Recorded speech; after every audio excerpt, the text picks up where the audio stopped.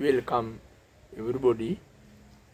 අපි අද able to be කියන පාඩම ඉගෙන ගන්න බලාපොරොත්තු වෙනවා.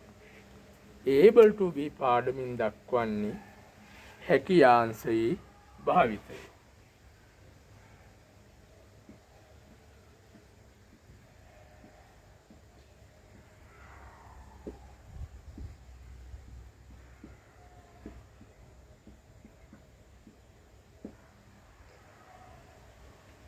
The use of able to be.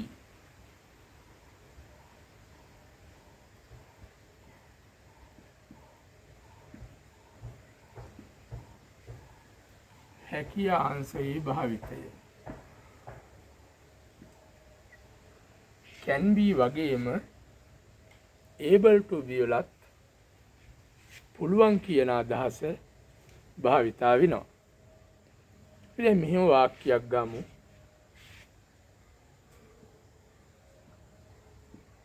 I can be a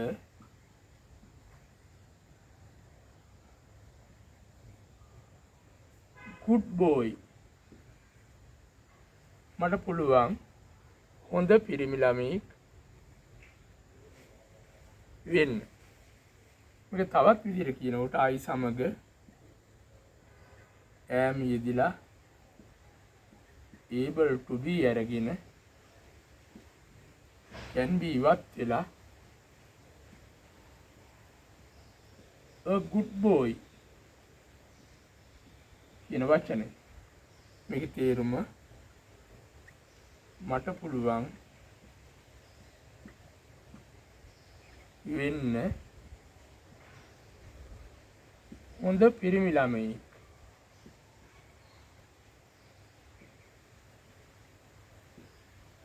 දැන් මේ බලන්න. I can be a good boy. I am able to be a good boy. මට හොඳ පිරිමි ළමයෙක් වෙන්න පුළුවන්. තව අවස්ථාවක්.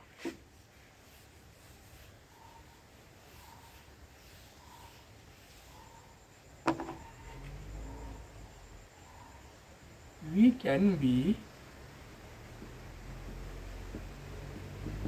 in Colombo. අපිට පුළුවන් කොළඹ ඉන්න. අපි able to be කියලා ගත්තාම we are able to be in Colombo. අපිට පුළුවන් කොළඹ ඉන්න. තව එකක්.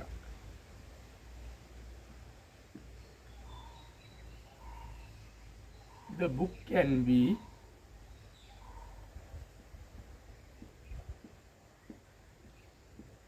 on the table. පොත පුළුවන් මේසෙ උඩ තිබෙන්න. අපි able to be අංශයෙන් ගත්තාම the book is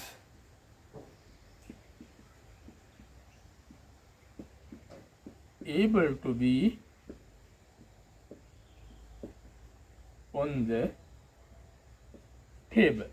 දැක්කද මේ ව්‍යාකරණ භාවිතා වෙච්ච හැටි? එකම අදහසක් ප්‍රකාශ කරනවා. able to be can be වෙනුවට can be කියන එකට am able to be, is able to be, are able to be භාවිතා කරනවා. අපි යමු අතීත අදහස භාවිතා වෙන could be වලට. We could be there. අපිට පුළුවන් වුණා එහෙ ඉන්න. ඒක අපි able to be ගන්නට අතීත අදහසක් නිසා we were able to be there. අපිට පුළුවන් එහෙ ඉන්න.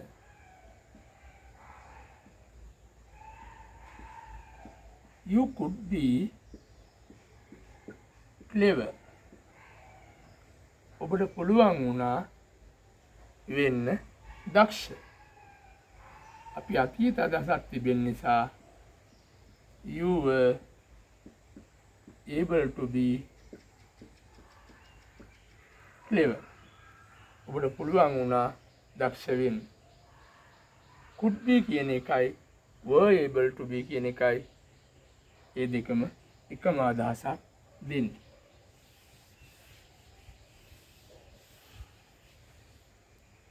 මෙහි නැති යන අංශයේදී not able යෙදෙනවා. I am not able to be bad. මට නරක වෙන්න බෑ. මේක තවත් ක්‍රමයක් කියනකොට not able කියනකොට not able අන්ඩර්ලයින් කරලා unable භාවිතා කරනවා. මගේ දුරකථන අංකය ලියා ගන්න. යා ඉංග්‍රීසි භාෂාව පිළිබඳව යම් ගැටලුවක් අහු වුණොත් 076යි 111යි 52යි 56 076යි 111යි 52යි 56 ඉංග්‍රීසි භාෂාව පිළිබඳව ඕනෑම ගැටලුවක් 5 වසරේ සිට ඉහළට සාමාන්‍ය පෙළ උසස් පෙළ ඩිප්ලෝමාව උපාධිය දක්වාම ඉංග්‍රීසි භාෂාව පිළිබඳව ඕනෑම ගැටලුවක් අහන්න මේ දුරකථන ඇමතුම ලියා ගන්න. ඊළඟට දුරකථන අංකය සටහන් කර ගන්න. ඊළඟ අපි දැන් මෙහිම බලමු. I have been clever. මම දක්ෂ වෙලා තිබෙනවා. මට දක්ෂ වෙන්න පුළුවන් වෙලා තියෙනවා කියන කිසිම වචනයේ හිරිහැරයක් නොවි I have been able to be clever. බානික භාවිතා වෙච්ච හැටි. මෙතන මම දක්ෂ වෙලා තිබෙනවා. මේක මට දක්ෂ වෙන්න පුළුවන් වෙලා තිබෙනවා. අපි මේකක් ගමු. We had been there. අපි එහි ඉඳලා තිබෙනවා. මෙන්න මේ භාවිතා කරන්න පුළුවන් අපිට. We had been able to be there. We had been able to be there. අපිට එහි ඉන්න පුළුවන් වෙලා තිබෙනවා. අපි අනාගත කාලේ ගමු.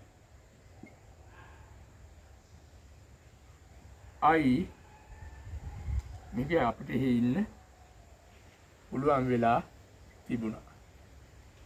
අපි අනාගතේ ගමු. I shall be there. මම එහි සිටීවි. මේක අපි able to be සම්බන්ධ කළාම I shall be able to be there. I shall be able to be there. මට එහි ඉන්න පුළුවන් වේවි. He will be in Colombo. අපි මේක ඉගෙනගෙන තියෙනවා. ඔහු කොළඹ සිටීවි. එහි able to be භාවිතා කළාම he will be able to be there. ඔහුට එහි ඉන්න පුළුවන් වේවි යන අර්ථ පැහැදිලි වෙනවා.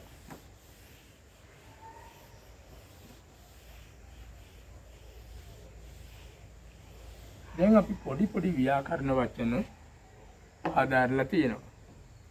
ඊළඟට අපිට අවශ්‍යයි නේද යන ප්‍රශ්නේ ඉගෙන ගන්න. නේද? නේද යන භාවිතය.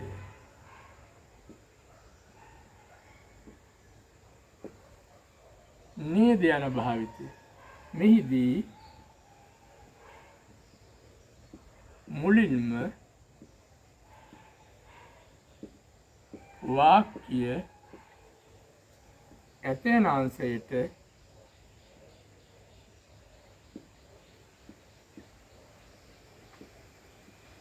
පත් කළ යුතුයි. ඇතැන අංශයට පත් කළ යුතුයි. ඊළඟට නැත යන අංශයේ ප්‍රශ්න ස්වරූපය. අංශයේ ප්‍රශ්න ස්වරූපය.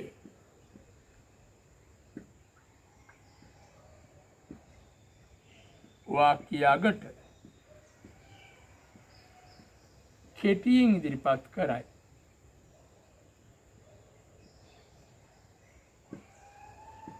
කෙටියෙන් ඉදිරිපත් කරයි. අපි බලමු මේක භාවිතා වෙන විදිය මෙන්න මේ විදියට.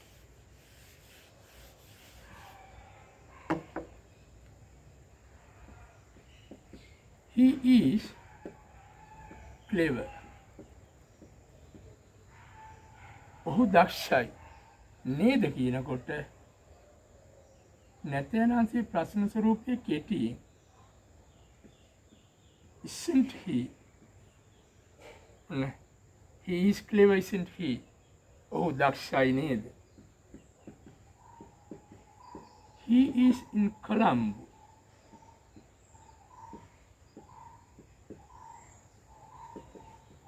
Isn't he? ඔහු ඉන්නේ කොළඹ නේද? We are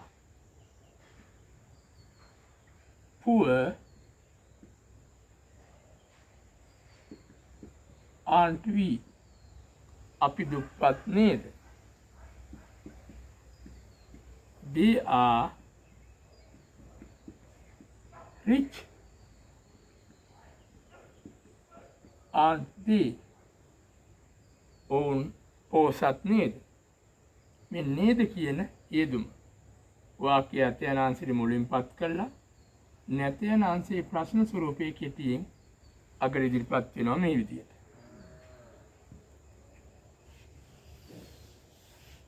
දැන් අපි අතීත කාලයට යමු.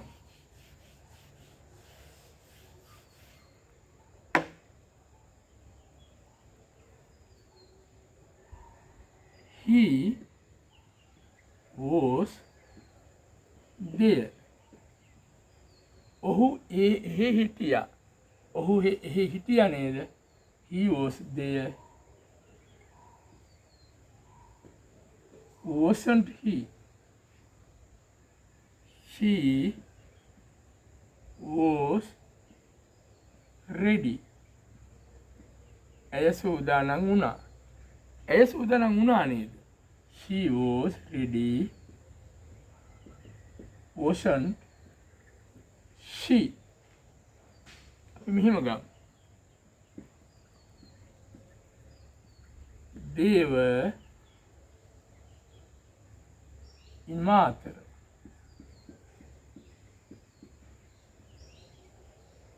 ඔහු මාතර හිටියා. ඔහු මාතර හිටියා නේද?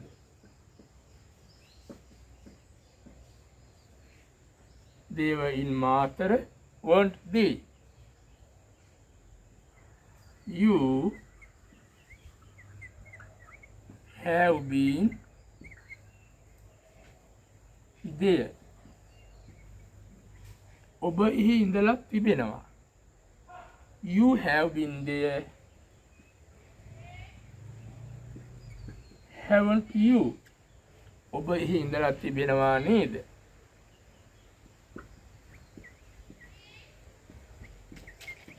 They had been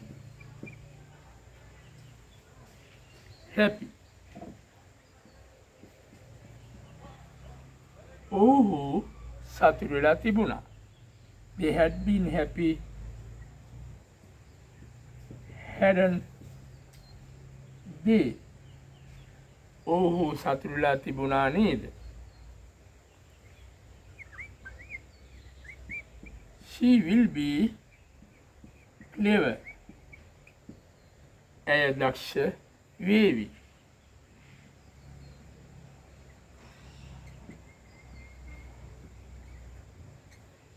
She will be clever, won't she? ඇය දක්ෂ වේවි නේද?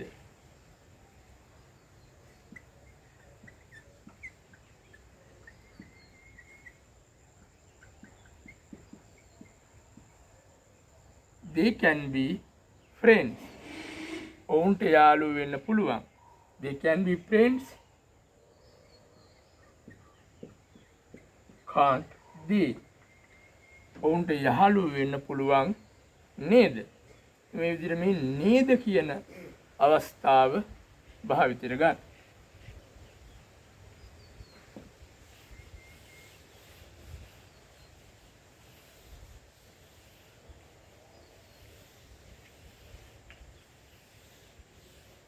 අපි නෑ නේද කියන අවස්ථාවට තමයි දැන් යන්නේ. මේක අනිත් පැත්ත.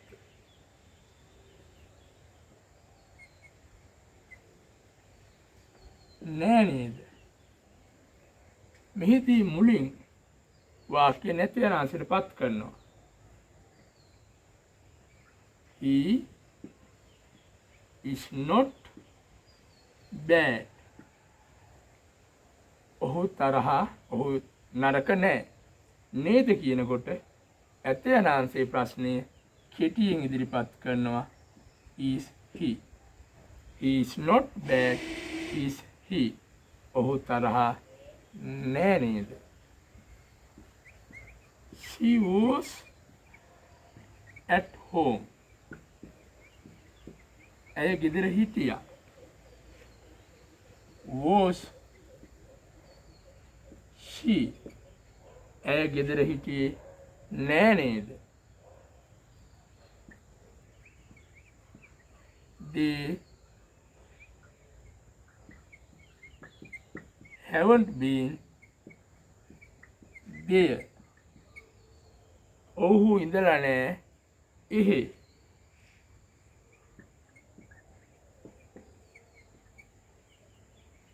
They haven't been there, have they? ඔහු එහෙ ඉඳලා නෑ නේද?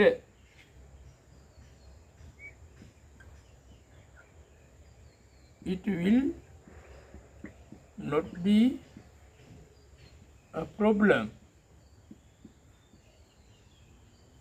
එය ප්‍රශ්නයක් නොවේවි.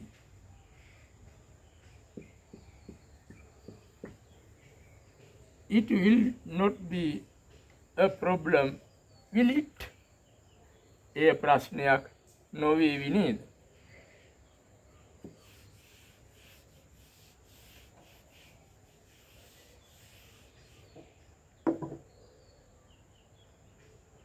She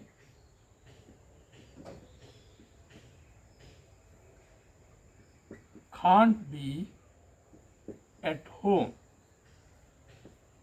ඇයට ගෙදර ඉන්න බෑ.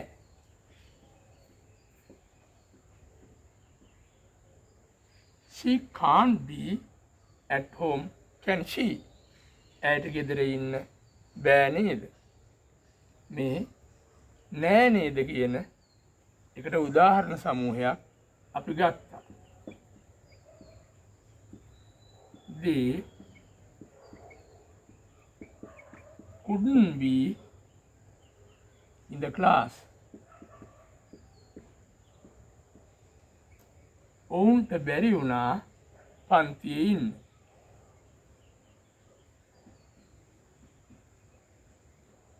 They couldn't be in the class. Could they? ඔවුන්ට පන්තියේ ඉන්න බැරි වුණා නේද? මෙන්න මේ නේද නෑ නේද කියන අවස්ථාව අපි සිහියට ගමු. ඊළඟට අපිට අවශ්‍ය කරනවා පොඩි දෙබසක්. ගමු A සහ B කතා කරන දෙබසක්. ගන්නවා මෙන්න මෙහෙම. Are you late? ඔයා ප්‍රමාදද? අපි ඉගෙන ගත්ත පාඩම් වලින් බලමු ඔයා ප්‍රමාදද? මේක මෙහිම උත්තර දෙනවා. ඔව් මම ප්‍රමාදයි. yes කියක යා කියලා කියනවා. අද අලුත්ම ක්‍රමයේ yep කියලා කියනවා. අපි yes කියලා ඉගෙන ගමු. yes I am late. ඔව් මම ප්‍රමාදයි. තව උත්තරයක් අපි දෙනවා. yes I am. ඔව් මම ප්‍රමාදයි. තව උත්තරයක් කෙටියෙන් අපි දෙනවා. yes. ඔව්. are you late? ඔයා ප්‍රමාදද? yes I am late. yes I am. නැත්තම් yes. නැත යන අංශය අපි දන්නවා. no I am not late. නෑ මම ප්‍රමාද නෑ. no I am not. කෙටි තව ක්‍රමයකින් no. බලන්න මේ ප්‍රශ්නෙට අහපු affirmative form එකක් negative form එකක් ගත්තාම ප්‍රශ්න අංශයක් නැති යන අංශයක්. are you late? ඔයා ප්‍රමාදද? yes I am late. ඔව් මම ප්‍රමාදයි. එහෙනම් මේකෙන් කියනවා yes I am. ඔව් මම ප්‍රමාදයි. නැත්නම් yes ඒ කියන්නේ මම ප්‍රමාදයි. නැති යන අංශය කියනවා නම් no I am not late. නෑ මම ප්‍රමාද නෑ. තව ක්‍රමයකින් කියනවා no I am not. තව ක්‍රමයකින් කියනවා no. මේ අවස්ථාව ඕනෙකින් භාවිතා කරලා කතා කරන්න පුළුවන්. ඊළඟට අපි ගමු මෙහෙම. are you ready?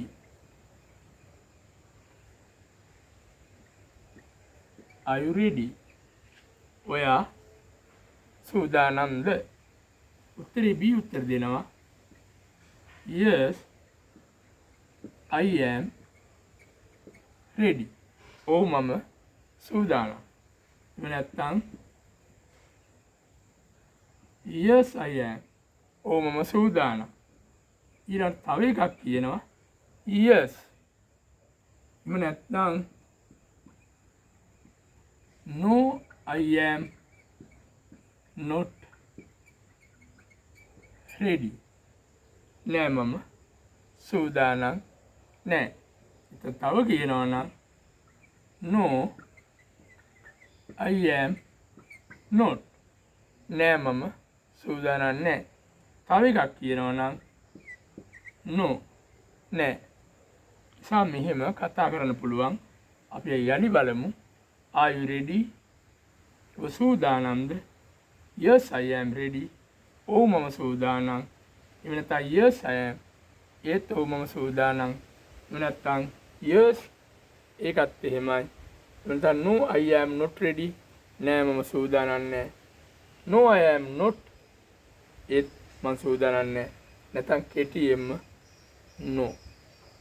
කෙටියෙන්ම no. තව වාක්‍යයක්.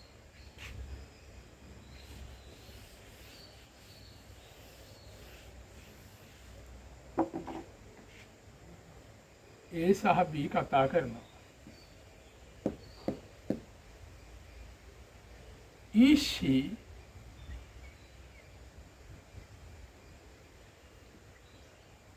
she lazy?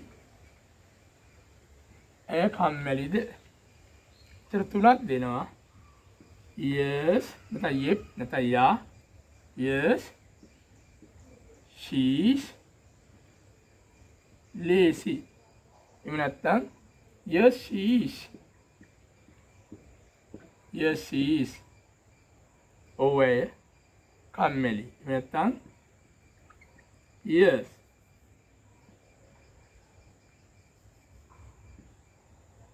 නැත්නම් අංශෙදි උත්තර දෙනවා no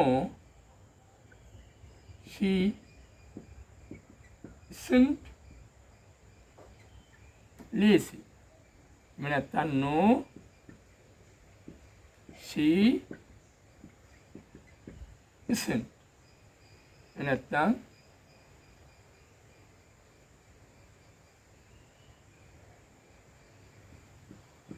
no. එහෙම කියන්න පුළුවන්. is she lazy? yes she is lazy. yes she is. yes. no she isn't lazy. no she isn't. no. තව අවස්ථාවකට යමු.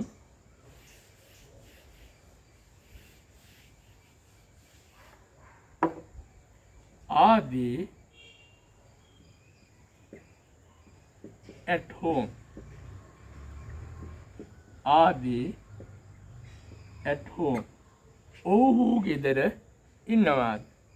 උත්තරය යනවා yes they are at home. ඔව්හු ගෙදර ඉන්නවා. නැත්නම් yes they are. එහෙම නැත්නම් yes. එහෙම නැත්නම් නැති අනාන්සේ no they aren't at home. තව ක්‍රමයකට no they aren't. නැත්නම් no. උන අවස්ථා අපි සාකච්ඡා කළා මේ විදිහට දෙනවා. are they at home? ඔව්හු ගෙදර ඉන්නවද? yes they are at home. ඔව්හු ගෙදර ඉන්නවා. yes they are කියලා කියනවා. කෙටිම කියනවා නම් yes. නැතර ආන්සේදී no they aren't at home. no they aren't. no.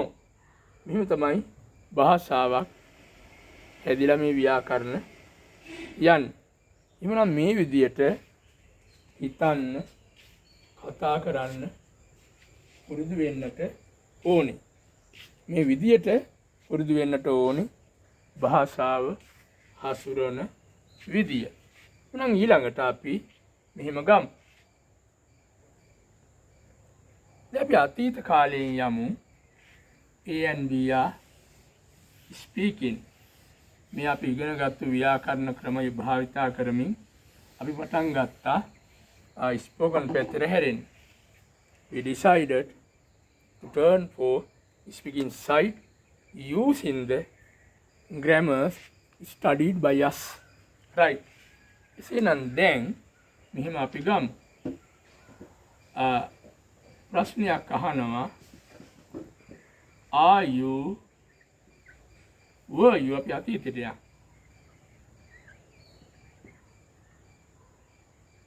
Were you there? Were you there? ඔබ එහි හිටියද? ඔව්. පිළිතුරු දෙනවා. ඔව් මම එහි හිටියා. Yes I was there. Yes I was there. ඔව් මම එහි හිටියා. තව කෙටි ක්‍රමයකින් අපි මේක කියනවා. Yes I was. එහෙම නැත්නම් yeah I was. එහෙම නැත්නම් yep I was. අද yes කියන එක සමහර රටවල සමහර අය yeah කියලාත් කියනවා. දැන් අලුත් ක්‍රමයක් තමයි yep කියනවා. එහෙනම් I was. තව ක්‍රමයක් දානවා. Yes. දැන් දැකලා ප්‍රශ්නේ අහපු විදිය. Were you there? ඔබ එහි හිටියද?